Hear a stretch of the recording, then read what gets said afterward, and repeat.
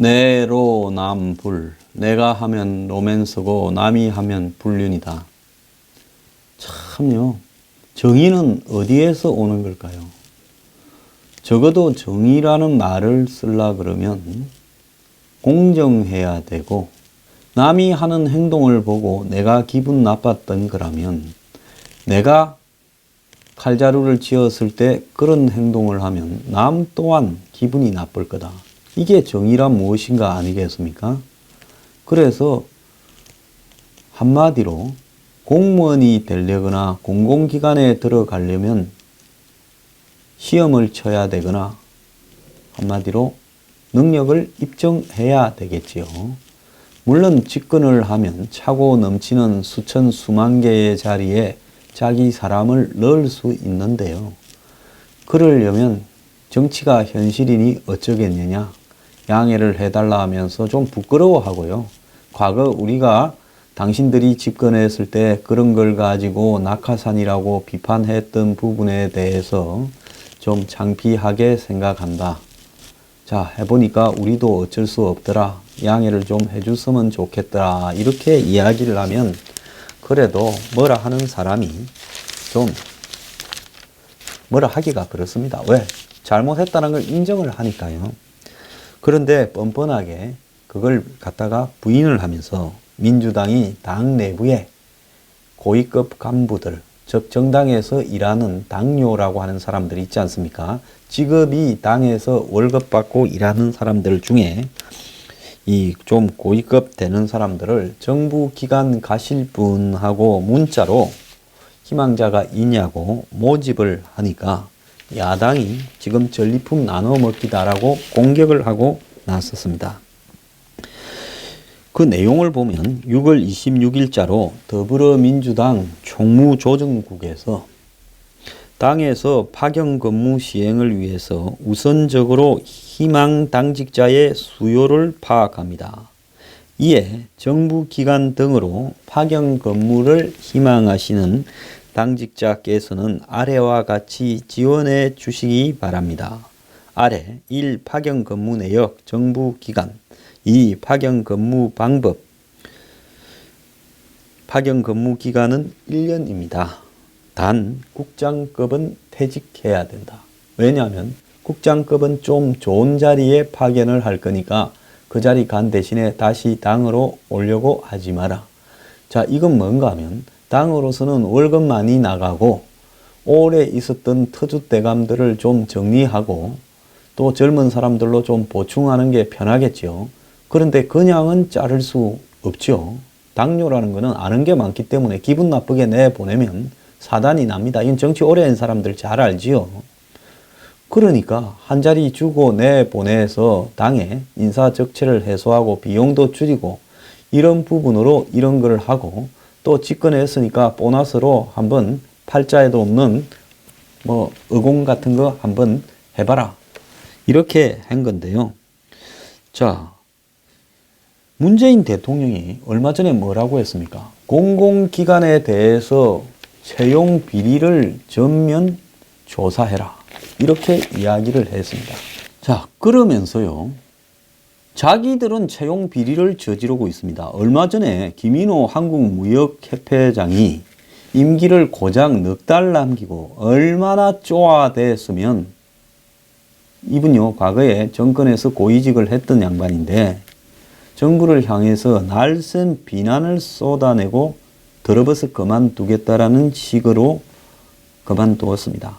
현 정부로부터 생각이 맞는 이른바 코드가 통하는 사람을 회장으로 앉히고 싶다는 이야기를 직접 들었다라고 폭탄선언을 했습니다. 가끔 이런 분이 있어야 나라가 발전합니다. 다 비리가 많으니까 이런 거 못하고 그냥 비리로 깜빵 가기 전에 내가 그만두겠다 이렇게 하겠지요. 저도 옛날에 조그마한 공공기관의 장으로 있었는데 참 어지간히 뒤집디다. 퇴직하는 그날까지 뒤지고 앉았었습니다. 자, 그래서 정부가 틀어져서 일한 사람이 있어요? 없잖아요. 다시 합시다. 자, 이 사람이 안 나가려고 했는데 안 나가면 협회에 불어닥칠 불이익이 걱정이 돼서 조직과 밑에 사람 보호한다고 나간다고 했는데요. 정부하고 틀어져서 일한 사람이 있어요? 없잖아요. 그러면서 사임을 권유한 정부 관계자가 노골적으로 코드가 맞는 인사를 회장에 앉히고 싶다라는 취지의 말도 했다고 합니다. 무역협회장 말이 당신 생각하고 우리하고는 좀 다른 것 같은데 좀 생각이 맞는 사람이 회장으로 일했으면 좋겠으니까 라고 이야기를 했답니다. 그래서 후임으로는 문재인 캠프에서 공동선대위원장을 맡았던 전윤철 전 감사원장이나 홍재영 부총리, 김영주 전 산업부 장관 등이 거론된다고 합니다. 참 이분들요 어지간히 해먹었는데 또 선거 때 이름 하나 올려놓고 또 더 해먹으려고 합니까? 민간경제단체인 무역협회에 회장에게 퇴진 압력을 하고 있는 것은 한마디로 민간단체라고 형식으로 되어 있는 여기도 그런데 다른 공기관이나 공기업, 공공기관에 있는 단체장들이나 고위 임원들은 오죽하겠냐라는 거죠. 그래서 이 도로공사 코레일 사장이 사표를 냈고 발전자회사 네 곳 기관장도 사표를 내고 왜? 깜빵 가기 전에 그만두자. 그래서 이 잔 전임 공공기관장은 총리실에 감사도 있을 텐데 방식에서 좀 과하다라고 이야기를 했는데요. 통합과 탕평을 인사 원칙으로 내세웠던 현 정부가 코드 인사를 되풀이하고 있다는 겁니다. 그리고 공공기관 채용 비리에 공공기관의 장은 멀쩡한 사람을 압력 넣어서 쫓아보내고 저거 캠프 넣는 것은 공공기관 인사 비리에 해당되지 않습니까? 자, 그리고 그 밑에 생긴 또 자리들은 당의 사람들을 보내는 게 이게 인사 채용 비리 아닙니까? 자, 정치권에서는요, 지금 민주당의 이런 행태에 대해서 한마디로 본용 낙하산이다라고 이야기를 하고 있는데요. 문 대통령이 전체 공공기관에 전수조사를 해서 채용 비리를 잡아내라고 해놓고는 또 당에서도 채용 비리 척결한다면서 무슨 이 강원 랜드니 카이의 채용 비리를 낱낱이 까면서 저들은 지금 똑같은 짓거리를 하고 있습니다. 한국당 대변인은 밖으로는 적폐청산 비리 척결을 외치면서 안으로는 전리품 나눠 먹냐. 국민의당 대변인은 야당일 때는 정부 여당 낙하산 인사 운운하니 집권하고 나니 국정 철학 공유 운운하고 자빠졌냐. 이 한마디로 전쟁 전리품을 나누듯이 희망자를 이렇게 보내주겠다 하면 이걸 국민들이 수긍하겠느냐. 바른정당은 민주당이 국민한테 대표가 직접 해명하고 사과하라고 했고요. 민주당은 5월 청와대 파견 희망자와 6월 정부 부처 파견 희망자를 확인하기 위해 사실관계를 파악한 적이 있다면서 정부 부처와 인사교류 차원에서 부처에서는 당의 수석 전문으로 위원이 오고 당에서는 관련 담당자가 부처에 가는 형식이라서 당규상 문제는 없다고 하는 겁니다. 그러면서 공공기관 및 정부 산하기관 파견에 대해서는 당직자가 공기업 산하기관에 파견 근무를 간 사례는 없다. 그렇죠. 옛날엔 파견 근무를 안 갔죠. 그냥 낙하산으로 보냈어요. 이제는 파견 근무라는 거는 갔다가 또 온다라는 겁니다. 나중에. 자, 이거 정말 해도 너무하는 거 아니냐. 자, 이런 부분에 대해서요. 뻔한 사실을 부인을 하는 것도 기가 차거니와 지금 이것은 변명의 여지가 없는 부분이라고 저는 보고 있습니다. 옛날에 보면 여당에 국장급쯤 되는 정부 부서의 인물이 전문위원으로 옵니다. 그러고는 장관 무슨 이 정책보좌관 형태로 당에서 갑니다. 근데 그런 수준에 넘어서서 정부 부처가 아닌 정부기관이라는 이름을 썼고요. 민주당 해명이 틀린 거죠. 부처라는 것은 무슨 행자부, 농림부 이런 부처고 정부기관이라는 것은 산하기관이죠. 각종 부서를 보고 기관이라는 말을 쓰지는 않습니다. 그리고 문자 메시지에 파견 근무는 부국장급 직위 이상이고 기간은 1년이고 순환보직으로 운영된다면서 지원 상황은 1에서 3순위로 구분해 희망기관, 희망부서, 희망직급을 작성해달라. 그래가 1순위는 어디, 2순위는 어디, 3순위 이렇게 쓰고 거기에 무슨 본부장, 무슨 부장 이렇게 쓰라는 거죠.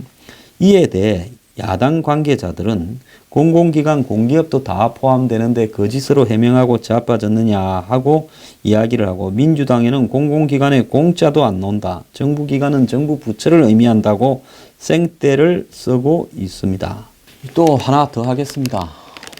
민주당 정신 좀 차리라고 이야기하는 겁니다. 저는 자유한국당도 많은 비판을 했고 바른정당도 비판했고 국민의당도 비판했습니다. 저보고 모두 까기라는데요. 모두 안 깝니다. 깔만한 것만 까서요. 한국 정치가 맑아지기를 원하라고 하는 거지, 누구처럼 편에 어디 한쪽에 줄을 서서요, 저것 쪽의 비리는 다 감추고 남의 비리만 공격하는 그런 일은 안 합니다. 자, 민주당 어지간해서 제가 이렇게 이야기하는 거라 생각을 하는 게 편할 겁니다. 홍종학 중소기업 벤처부의 장관 내정자가 중학생 딸이 8억 6,500만 원 상당의 상가 건물을 보유한 임대 사업자로 확인이 되었다고 합니다. 이 양반요, 연대 학사 석사하고 미국 이 캘리포니아 대학 샌디에이고 캠퍼스에서 경제학과 박사를 하고, 그리고 이제 뭐 이 각종 시민단체 활동을, 경실련에서도 활동을 하고, 그러다가 이제 19대 때 비례대표로 당에 들어온 사람입니다.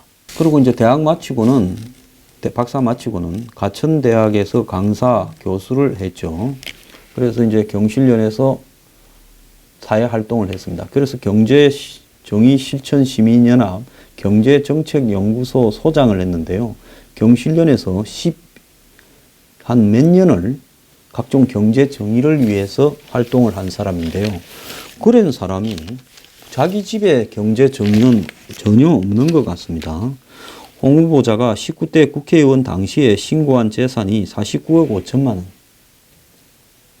미국 유학 갔다가 무슨 일개 변두리 대학에 교수하던 사람인데 뭔 재산이 이렇게 많습니까? 이 가운데 홍 후보자의 장녀는 서울시 충무로 5가에 있는 34억대 상가 건물 4분의 1의 지분을 외조부로부터 2015년에 정려를 받았습니다. 장가를 잘 갔네요.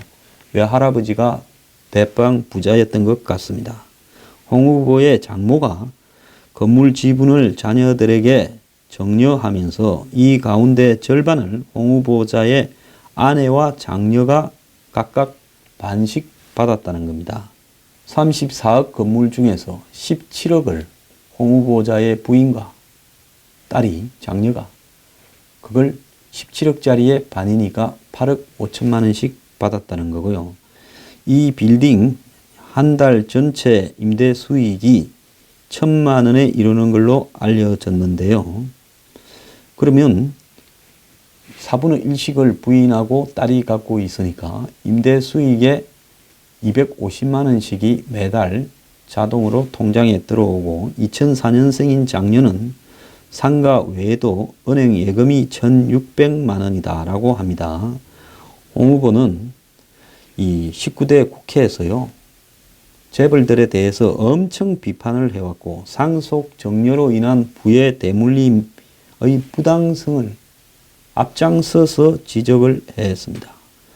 2013년 국감 때 과다한 상속과 정려가 이루어질 경우 부의 대물림으로 인해 근로 의욕을 꺾을 수 있다는 점에서 적정한 제어 수단이 필요하다. 그리고 이걸 강화해야 된다 했습니다. 저도 이 정말 뉴스 브리핑 한다고 쇠가 빠진데 홍 후보를 보니까 의욕이 좀 그렇습니다. 홍 후보 측은 합법적으로 정려세를 납부했고 임대소득이 발생함에 따라 후보자의 배우자와 딸이 임대사업자로 등록이 돼 있다. 청문회에서 밝히겠다 이야기를 합니다. 자, 중학교 1학년인데 2013년 국감에서 지난 5년간 상속이 8조 6천억, 정려가 27조 9천억, 총액 36조 5천억이나 상속 정려가 있었는데 부의 대물림이 엄청난 규모다라고 이야기를 했습니다. 자, 이 사람 중소기업이나 벤처 경험도 전무하고 경실련에 공정경제 주장하던 일밖에 없고 현역 의원 시절에는 비례대표로 재벌, 관료 저격수로 활동해야 했고 또 재벌의 면세점 독식 구조를 비판한 법을 그렇게 주도해서 통과시켜서 작년에 롯데 잠실 면세점 같은 경우에는 영업이 종료돼서 이 홍종학이 주장한 재벌 면세점 특혜 방지법 때문에 다 직원들이 집에 갔다가 올해 다시 받아가 또 모이는 그런 과정에서 비용이 3,500억이나 들었다고 합니다. 자, 대기업을 암세포라고 이야기를 했고 박정희 정부의 대기업 육성 정책이 히틀러 나치즘과 비슷하다라고 했는데 참 자기도 좀 돌아보기를 바랍니다. 자, 허인의 과거에 저도 정치할 때 좀 알던 인물입니다. 어제 검색어에 허인의 씨가 좀 거론됐죠. 과거에 학생운동의 주요한 거봉이었습니다. 그런데 이 사람이 요즘 태양열 사업자를 한다는데요. 전에는 열린우리당 이 전국 청년위원장을 했고 2번 출마했다가 동대문에서 떨어지면서 정치를 접고 좀 사라졌나 했는데 사업을 하고 있다더만은 이제 사업가로 변신했는데요. 한국당 정용기 의원한테 찾아가서 보좌진에 이렇게 욕설을 했다는 겁니다. 서울시가 주택형 태양광 미니 발전기 보급 사업 관련 자료에 좀 문제가 있어서 요청을 했더니 이 녹색드림 협동조합 이사장이 의원실로 2번이나 찾아와 욕설이 섞인 협박을 했다면서 녹취록을 공개했는데요. 협동조합 이사장인 허 씨는 정의원실 보좌관한테 그러니까 24일과 20일 2번 찾아가서 내가 하는 태양광 사업에 아무런 문제가 없다 했는데 왜 굳이 자료를 요청하느냐. 대부분 더불어민주당 의원들이 내 후배다. 그 XX들이 나를 괴롭힐 리가 없다.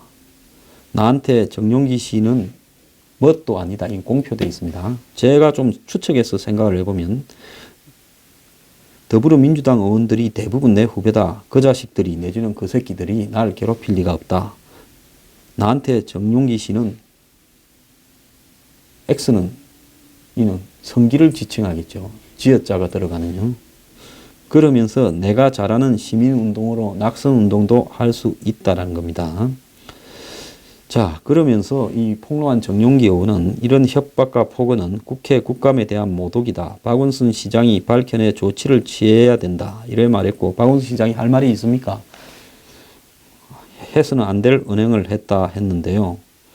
이 사람이 2013년에는 녹색드림 협동조합으로 발효 현미를 팔다가 2015년은 서울시 태양광 발전기 보급업체가 되었는데 보좌관이 피감기가 대하듯이 하기에 홧김에 욕을 했다는데 태양광 보급에 좀 특혜가 있는 것 같아서 야당 의원들이 서울시 국감에서 그걸 지적하려고 자료를 이렇게 달라 했으면 그 당사자는 여기 가면 안 되지요. 서울시가 가서 설명을 해야 되는 거고 이에 당사자가 의원실로 찾아가서 폭언을 해야도 되겠습니까? 운동권들이 다 한자리 하다 보니까 물론 허인의 씨 참 능력도 있고 똑똑한 사람이고 과거에 이 전대협에 날리는데 꿰찌들 못 달고 사업을 하다 보니까 자존심도 상할 수 있겠지만은 그렇다고 찾아가서 대부분 민주당 의원들이 뭐 XX가 다 예? 이렇게 뭐 후배인데 그 애들이 날 괴롭힐 리가 없다 하면서 이렇게 하는 거는 좀 아니라고 봅니다. 자, 더불어민주당요. 사람 좀 관리를 해야 안 되겠습니까? 한국당 과거 새누리당 나무랄 거 있어요?